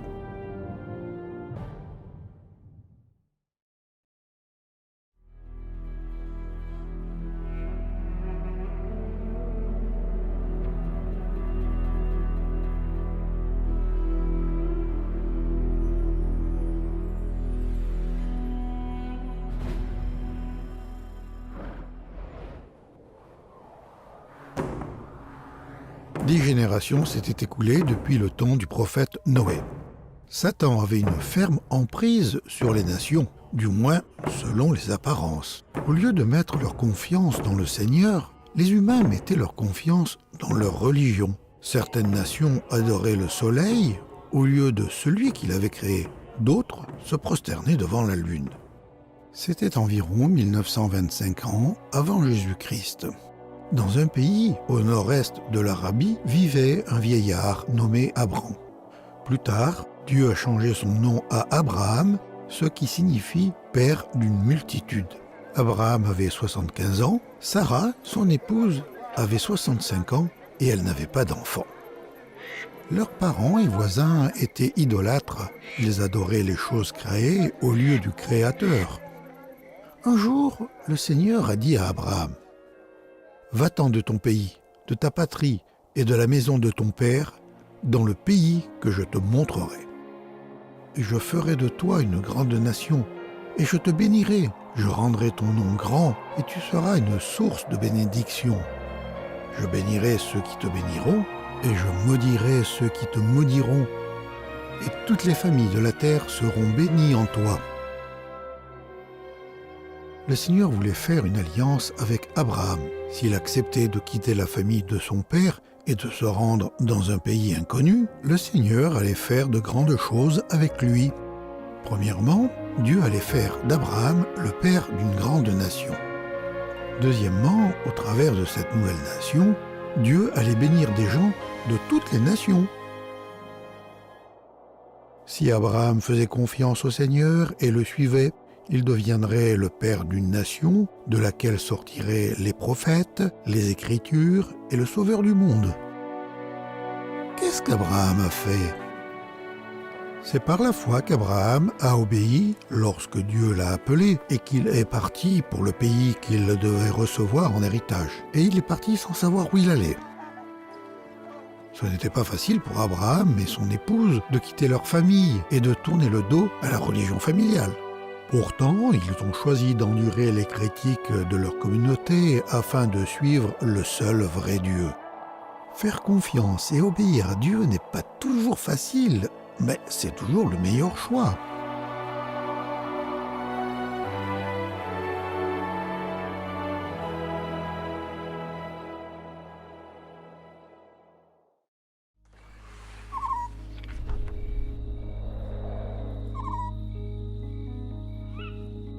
Abraham et son épouse étaient vieux et ils n'avaient pas d'enfants. Pourtant, le Seigneur avait promis de faire d'Abraham le père d'une grande nation. Comment Abraham a-t-il réagi à la promesse impossible de Dieu? Abraham eut confiance en Dieu et cela lui fut compté comme justice, et il a été appelé ami de Dieu. Comme tous les descendants d'Adam, Abraham était pécheur, mais comme Abel et Noé, Abraham a offert à Dieu des offrandes pour le péché. Parce qu'Abraham croyait au Seigneur et en ses promesses, Dieu a crédité la justice au compte d'Abraham au ciel et il lui a donné le cadeau de la vie éternelle. Sarah aussi a mis sa confiance dans le Seigneur et Dieu l'a déclarée juste, elle aussi. Mais il est parfois difficile d'attendre. Après avoir vécu en Palestine pendant 10 ans, espérant et priant que Sarah devienne enceinte, ils ont décidé d'aider Dieu à accomplir sa promesse de donner un fils à Abraham. Selon une coutume locale, Sarah a donné sa servante égyptienne Agar à Abraham. Celui-ci a passé la nuit avec Agar et elle est tombée enceinte et a donné naissance à un fils. Ils l'ont nommé Ismaël. Environ 13 ans plus tard, quand Abraham avait 99 ans et Sarah 89 ans, le Dieu Tout-Puissant leur est apparu encore. Il leur a dit qu'ils auraient un fils et qu'ils devaient le nommer Isaac. Le Seigneur a dit aussi à Abraham, « J'ai entendu ta demande en faveur d'Ismaël. Je le bénirai, mais mon alliance, je la maintiendrai avec Isaac, le fils que Sarah va te donner à cette époque l'an prochain. » Un an plus tard, Sarah a donné naissance à Isaac, le fils de la promesse. Regarde l'image. Vois-tu Abraham et son épouse élever leur regard vers le ciel nocturne? Ils remercient le Seigneur de sa fidélité. Plus tard, Agar et Ismaël ont été renvoyés, mais Dieu s'est montré bon aussi avec eux. Protégé par Dieu, l'enfant grandit. Il habita dans le désert de Paran et devint un habile tireur à l'arc. Sa mère lui fit épouser une Égyptienne. Ismaël est devenu le père du puissant peuple arabe que Dieu a béni de tant de manières différentes. En ce qui concerne Isaac, il est resté à la maison, s'occupant du bétail et des troupeaux de son père. Parfois, Isaac aidait son père à choisir un agneau en bonne santé, à le tuer et à le brûler sur un autel pour leur péché.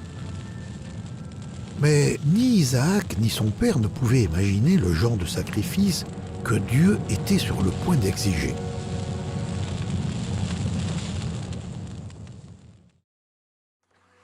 Dieu avait projeté d'utiliser Abraham et son fils pour montrer au monde certaines prophéties et images de son plan pour secourir les pécheurs du péché et de la mort. Dieu avait aussi projeté de mettre à l'épreuve la foi d'Abraham à l'extrême, en lui demandant de faire quelque chose d'épouvantable, quelque chose dont le sens ne serait évident qu'une fois l'épreuve terminée. À ce moment dans sa vie, Abraham avait une confiance absolue dans le Seigneur. Abraham connaissait Dieu. Abraham savait que Dieu est bon et juste. Cependant, est-ce qu'Abraham allait être capable de faire confiance à Dieu et de lui obéir, même si ce que Dieu lui demandait de faire semblait mal? Voici le récit de cette épreuve tiré directement des Écritures. Par la suite, Dieu mit Abraham à l'épreuve. Il l'appela et Abraham répondit « Oui, je t'écoute. » Dieu reprit « Prends ton fils Isaac, ton fils unique que tu aimes tant, va dans le pays de Moria, sur une montagne que je t'indiquerai, et là, offre-le-moi en sacrifice. »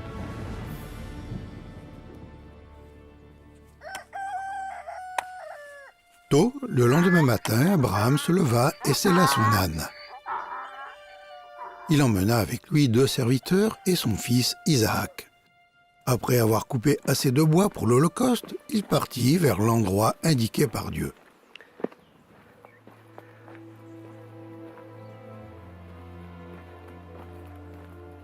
Le 3e jour, Abraham, levant les yeux, vit au loin l'endroit. Il dit alors au serviteur, « Restez ici avec l'âne. Mon fils et moi, nous irons là-haut pour adorer Dieu, puis nous vous rejoindrons. » Abraham chargea sur son fils Isaac le bois du sacrifice. Lui-même portait des braises pour le feu et un couteau. Et ils marchèrent tous deux ensemble. Alors Isaac, parlant à Abraham son père, dit « Mon père !» Et il répondit « Me voici, mon fils. » Isaac reprit « Voici le feu et le bois. Mais où est l'agneau pour l'Holocauste ?» Abraham répondit « Mon fils, Dieu se pourvoira lui-même de l'agneau pour l'Holocauste. » Et ils marchèrent tous deux ensemble.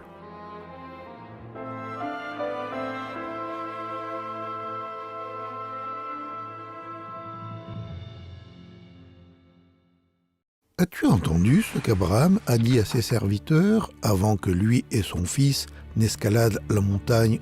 « Mon fils et moi, nous irons là-haut pour adorer Dieu, puis nous vous rejoindrons. » Comment le fils d'Abraham aurait-il pu les rejoindre s'il allait être mis à mort et si son corps allait être brûlé? Les Écritures disent « Mais Abraham estima que Dieu avait le pouvoir de ramener Isaac d'entre les morts. » Dieu avait promis de faire d'Isaac le père d'une nation nouvelle de laquelle viendrait le Sauveur promis. Dieu ne peut mentir. Pour Abraham, cela suffisait. Entre-temps, que pensait Isaac de tout cela? Il savait qu'il était un pécheur et qu'il méritait de mourir pour ses péchés. Il savait aussi que Dieu accepterait un substitut. Mais aujourd'hui, il se rendait à un lieu de sacrifice sans bélier ni agneau. Cela n'avait aucun sens. Isaac a donc dit à son père, « Nous avons le feu et le bois, mais où est l'agneau pour le sacrifice ?» Abraham répondit, « Mon fils, Dieu veillera lui-même à procurer l'agneau. » Poursuivons le récit. Quand ils arrivèrent au lieu que Dieu lui avait indiqué, Abraham construisit un autel et y déposa le bois. Puis il lia Isaac, son propre fils, et le plaça sur l'autel par-dessus le bois. Alors il tendit la main et saisit le couteau pour égorger son fils. Mais du ciel, l'ange du Seigneur l'interpella. « Abraham!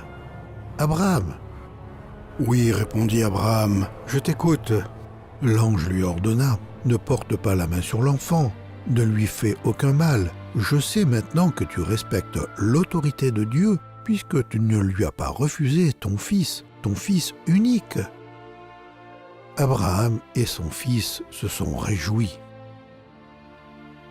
Mais qu'en serait-il du sacrifice exigé?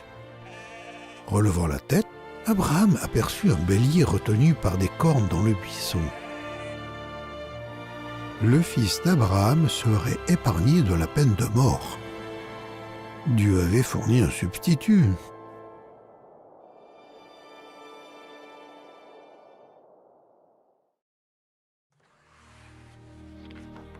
Comment est-ce que Dieu a secouru le fils condamné d'Abraham?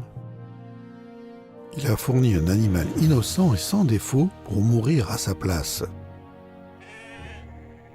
Relevant la tête, Abraham aperçut un bélier retenu par les cornes dans un buisson. Il alla le prendre et l'offrit en sacrifice à la place de son fils. Tous ces événements illustraient le plan de Dieu d'envoyer sur terre un saint sauveur qui satisferait aux exigences de la loi du péché et de la mort et qui secourrait des pécheurs de chaque nation de la terre. Abraham donna à ce lieu le nom de Yahvé-Jireh, l'Éternel pourvoira.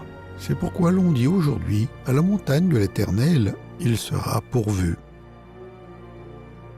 Pourquoi est-ce qu'Abraham a appelé la montagne l'Éternel pourvoira et non l'Éternel a pourvu? Est-ce que Dieu ne venait pas de pourvoir à une rançon? En appelant la montagne l'Éternel pourvoira, le prophète Abraham prédisait le jour où, sur cette même montagne, Dieu lui-même allait pourvoir un sacrifice de sang si coûteux que Dieu l'accepterait comme paiement complet pour le péché du monde, afin que quiconque croit dans ce sacrifice ne périsse pas, mais ait la vie éternelle. Quelques 1900 ans après que le prophète Abraham a offert le bélier sur l'autel, le Sauveur promis lui-même allait dire, en parlant de cet événement historique, « Abraham, votre père, s'est réjoui à la pensée de voir mon jour. Il l'a vu et en a été heureux. » Tandis que la fumée du bélier montait vers les cieux, Dieu donnait à Abraham un aperçu d'un sacrifice à venir qui serait offert sur la même chaîne de montagnes. La réponse d'Abraham à la question de son fils Isaac, « Où est l'agneau ?», prenait un sens beaucoup plus profond. « Mon fils, Dieu se pourvoira lui-même de l'agneau pour l'Holocauste. » Pour Abraham et son fils, Dieu n'avait pas encore fourni l'agneau. Il avait pourvu un bélier. Où était l'agneau? Au bon moment, Dieu lui-même fournirait la réponse.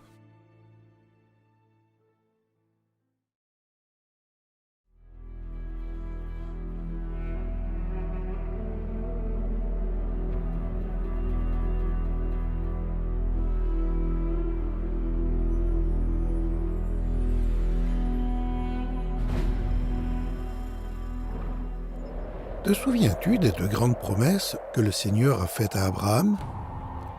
Dieu avait premièrement dit « Je ferai naître de toi une grande nation ». Dieu a tenu sa parole. Abraham a engendré Isaac, Isaac a engendré Jacob, et Jacob a eu 12 fils, dont les familles sont devenues les 12 tribus d'Israël. Dieu a également dit « À travers toi, je bénirai toutes les nations de la terre ». Dieu allait aussi garder cette partie de sa promesse. En travaillant avec cette nation particulièrement et souvent rebelle, Dieu voulait montrer à tous les habitants de la terre quelle était sa nature et comment les pécheurs pouvaient venir à lui. Chaque fois que Dieu protégeait cette nation, il protégeait son plan de nous bénir, vous et moi, car c'était de cette nation que les prophètes, les saintes écritures et le Messie promis allaient venir. Le plan secret de Dieu avançait. Vers 1500 avant Jésus-Christ, Dieu a appelé Moïse, un descendant d'Abraham, à être son prophète. Moïse a écrit les 5 premiers livres de la Bible.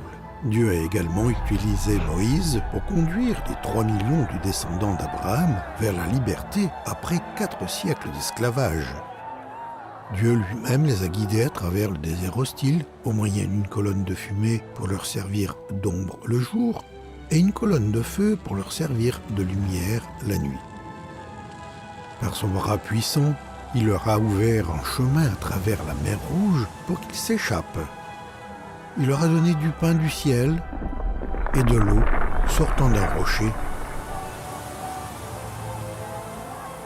et les a conduits au mont du Sinaï. Au pied de la montagne, Dieu a dit au peuple « Vous serez pour moi un royaume, une nation sainte. » Dieu voulait que cette nation soit sainte, mise à part pour lui et distincte de toutes les nations qui les environnaient. Mais le peuple ne comprenait pas ce que cela signifiait que d'être saint. Ses membres ne se voyaient pas comme des pécheurs impuissants. Ils pensaient qu'ils pouvaient d'une manière ou d'une autre mériter la faveur de Dieu. Pour leur apprendre une leçon quant à son ardente colère contre le péché, le Seigneur est descendu accompagné d'un feu dévorant, d'un violent tremblement de terre et d'un son de trompette retentissant.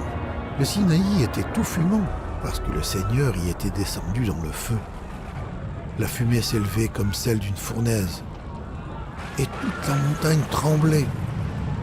La sonnerie de trompette devint de plus en plus puissante.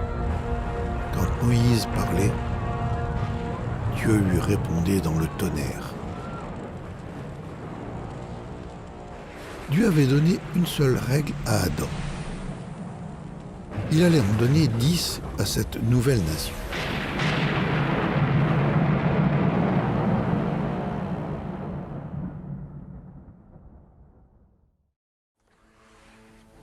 La plupart des membres de la nation s'estimaient assez bons pour être le peuple de Dieu. Le Seigneur leur a donc donné les 10 commandements, premièrement d'une forte voix du haut du mont Sinaï, puis sur 2 tablettes de pierre. Lisons les 10 commandements. Numéro 1. Tu n'auras pas d'autre Dieu que moi. Numéro 2. Tu n'adoreras pas d'idole. Je suis le Seigneur ton Dieu. Numéro 3. Tu ne blasphémeras pas le nom de l'Éternel. Numéro 4. Tu te souviendras du jour du sabbat. Numéro 5. Tu honoreras ton père et ta mère. Numéro 6. Tu ne tueras pas. Numéro 7. Tu ne commettras pas d'adultère. Numéro 8. Tu ne voleras pas. Numéro 9. Tu ne feras pas de faux témoignages. Numéro 10. Tu ne convoiteras pas la femme de ton prochain ou ce qui appartient à ton prochain. Dieu a dit à Moïse que le peuple devait obéir parfaitement aux 10 règles. Maudit soit celui qui ne respecte pas les commandements de la loi de Dieu et qui ne les met pas en pratique. Comment penses-tu que le peuple s'est senti après avoir entendu ces 10 commandements? Penses-tu qu'il se croyait encore assez bon? Et qu'en est-il de toi? Penses-tu que tu sois assez bon pour vivre dans le royaume de Dieu? Relis la règle numéro 1. Tu n'auras pas d'autre Dieu que moi. est-ce que tu mets toujours Dieu en premier? Sinon, tu n'as pas respecté cette loi. Lis la règle numéro 5. Tu honoreras ton père et ta mère. Si tu as déjà désobéi à ton père ou à ta mère, tu es coupable devant Dieu. À présent, jette un coup d'œil à la règle numéro 8. Tu ne voleras pas. Si tu as déjà pris quelque chose qui ne t'appartenait pas, ou que tu as triché à un examen, tu as enfreint cette loi. As-tu jamais dit un mensonge? Alors tu n'as pas obéi à la règle numéro 9. Le dernier commandement nous dit qu'il est mal, de même, avoir envie de posséder ce qui appartient à quelqu'un d'autre. Dieu voit le péché dans notre cœur. Combien de péchés a-t-il fallu pour ruiner la relation qu'avaient Adam et Ève avec Dieu? Un seul. La norme parfaite de Dieu n'avait pas changé. Car si quelqu'un pêche contre un seul commandement de la loi, tout en observant les autres, il se rend coupable à l'égard de tous. Dieu est saint et ne peut laisser le péché impuni.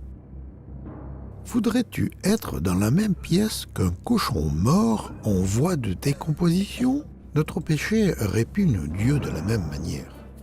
Tout comme mettre du parfum sur la carcasse puante ne pourrait purifier la pièce, de même aucune quantité d'efforts religieux ne peut purifier notre cœur.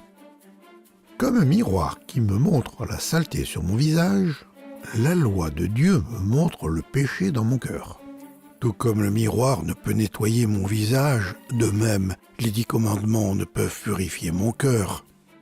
Car personne ne sera reconnu juste aux yeux de Dieu pour avoir obéi en tout à la loi. La loi permet seulement de prendre connaissance du péché. Peu importe le niveau de bonté que nous croyons avoir atteint, nous ne sommes pas assez bons pour vivre avec Dieu au ciel. Nous avons besoin d'un sauveur.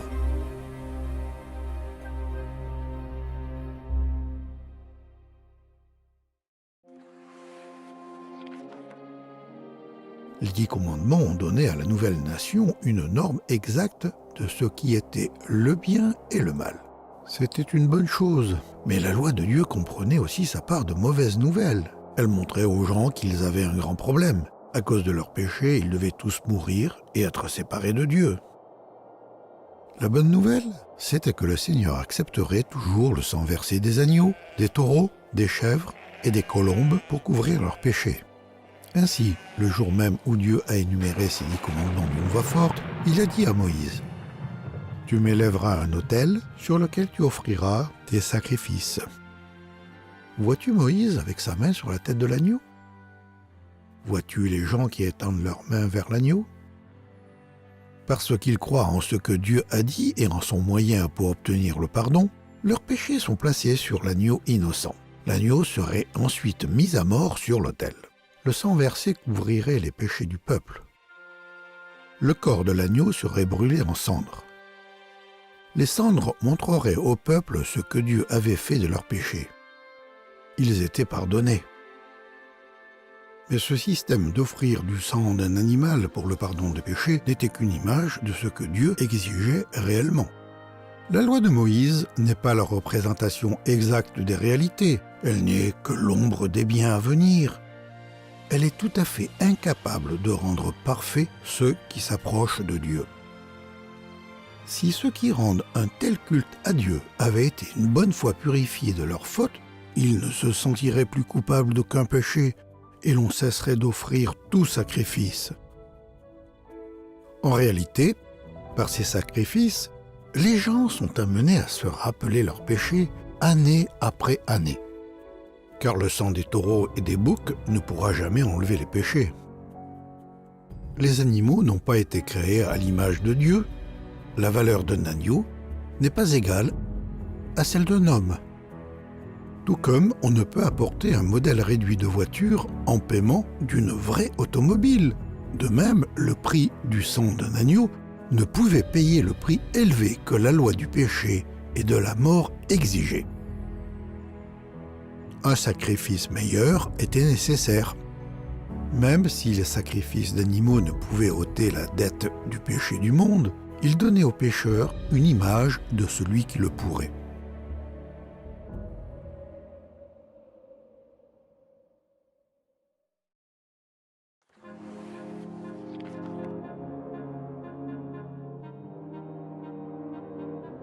À mesure que l'arrivée du Sauveur approchait, le Seigneur a confié à ses prophètes la tâche d'écrire beaucoup plus de prophéties. 12 concernent ce roi Messie. Voici quelques-unes de ses promesses anciennes. La Vierge deviendra enceinte, elle enfantera un fils. Et toi, Bethléem, Ephrata, de toi sortira pour moi celui qui dominera et dont l'origine remonte aux temps anciens, au jour de l'éternité. Car un enfant nous est né, un fils nous est donné. On l'appellera admirable, Dieu puissant, prince de la paix. Voici, votre Dieu viendra lui-même et vous sauvera. Alors s'ouvriront les yeux des aveugles, s'ouvriront les oreilles des sourds. Alors le boiteux sautera comme un cerf. Semblable à un agneau qu'on mène à la boucherie, ils ont percé mes mains et mes pieds. Le Sauveur promis allait-il venir? Mais quand et qui serait-il? Comment ces prophéties allaient-elles s'accomplir?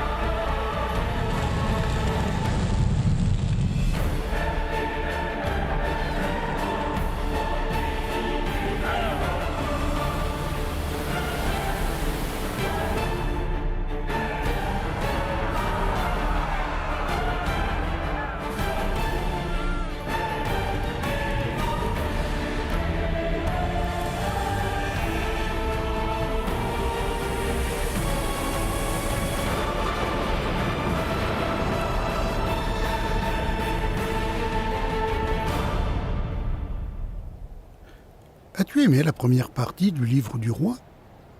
Qu'as-tu appris de l'Ancien Testament? Le mot testament signifie accord ou alliance. Longtemps avant que Dieu ne donne les Écritures du Nouveau Testament, il avait dit « Bientôt, je conclurai une alliance nouvelle ». Dans la première alliance avec son peuple, Dieu avait donné de nombreuses lois pour montrer sa sainteté et la nature pécheresse du peuple. Il avait aussi donné de nombreuses images et prophéties concernant le Sauveur à venir. Dans l'Ancienne Alliance, les prophètes ont prédit « Le roi Messie viendra ». Mais dans la Nouvelle Alliance, nous lisons « Le roi Messie est venu ». Le Nouveau Testament contient l'Évangile. En arabe, on l'appelle « Injil ». Ces deux mots veulent dire « bonne nouvelle ». L'Évangile commence avec ces mots. Généalogie de Jésus-Christ, fils de David, fils d'Abraham. Abraham engendra Isaac, Isaac engendra Jacob. Partant d'Abraham, les Écritures énumèrent, nom après nom, la lignée non interrompue des ancêtres de Jésus. Dieu tiendrait sa promesse de bénir toutes les nations en envoyant le Sauveur par les descendants d'Abraham. Le Nouveau Testament comporte 4 récits de l'Évangile. Pourquoi donc 4? Pourquoi pas un seul?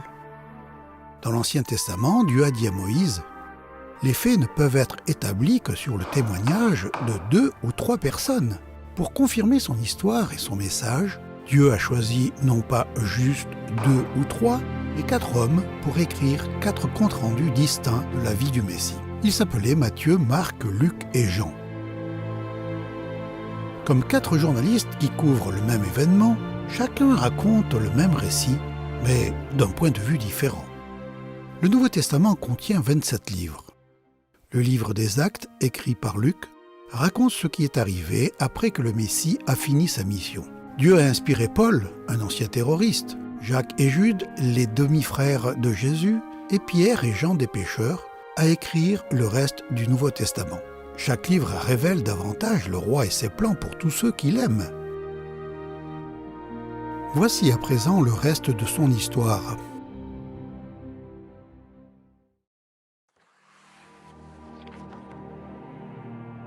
Le moment était venu. Après des milliers d'années de préparatifs, Dieu était sur le point d'envoyer dans le monde le Sauveur promis, le roi Messie. Mais qui serait-il? Et comment viendrait-il?